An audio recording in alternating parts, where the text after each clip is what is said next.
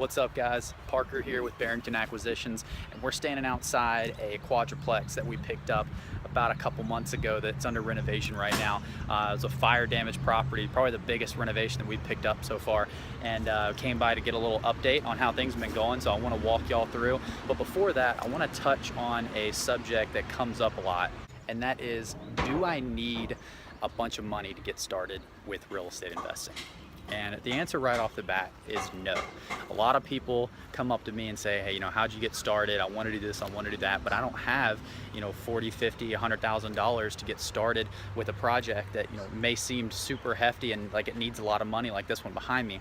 But, what I tell them is, listen, you don't need to look for the money first. That's what most people do. They try and find the money, and then they go around asking people, trying to raise funds, and the people that have the funds are asking them, what do you need the money for? And they can't really describe exactly what they're looking for because they haven't found it yet. They're kind of giving a broad idea, and that's not what lenders want to hear. They want to see, this is the project that I'm putting my money into, and they want 3 questions answered.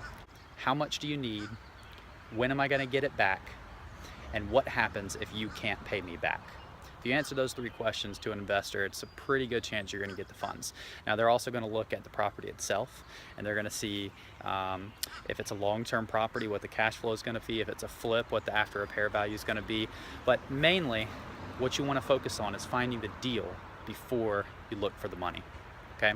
If you find the deal, and it actually is a real deal. Now, a lot of people think they have a deal and it's actually not. So when they go to look for the money, they're like, well, I can't get any funds. Nobody wants to lend on it.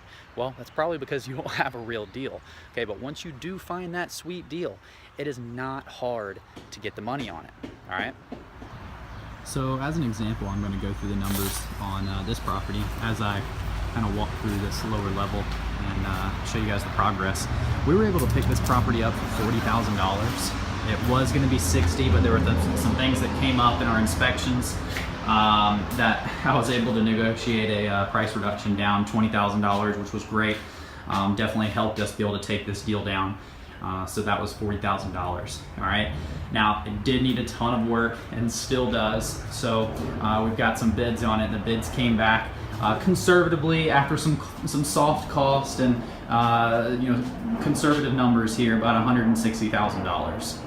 So all in, we're looking at 200. First thing I'm thinking is, man, I do not have $200,000.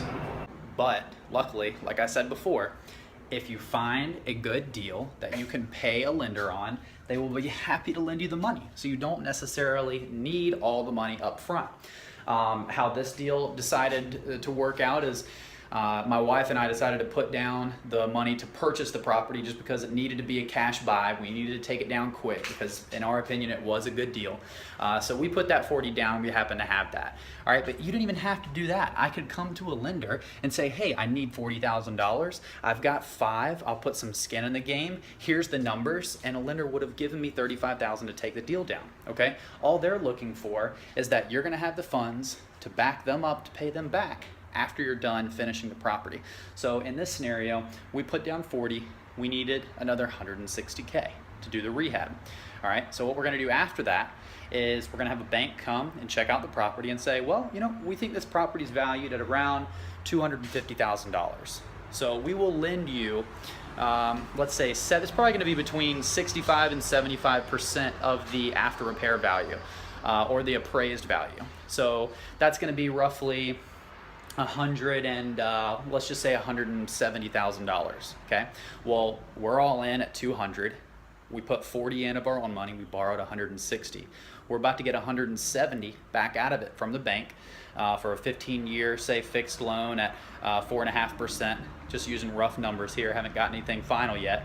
So that 170 comes back to us. The first 160 goes to pay off our lender, and then the 10 can go back to pay myself back, my wife and I. So now we're only $30,000 in this. So how would you like to be in a property for $30,000 that gross rents for $3,200 a month?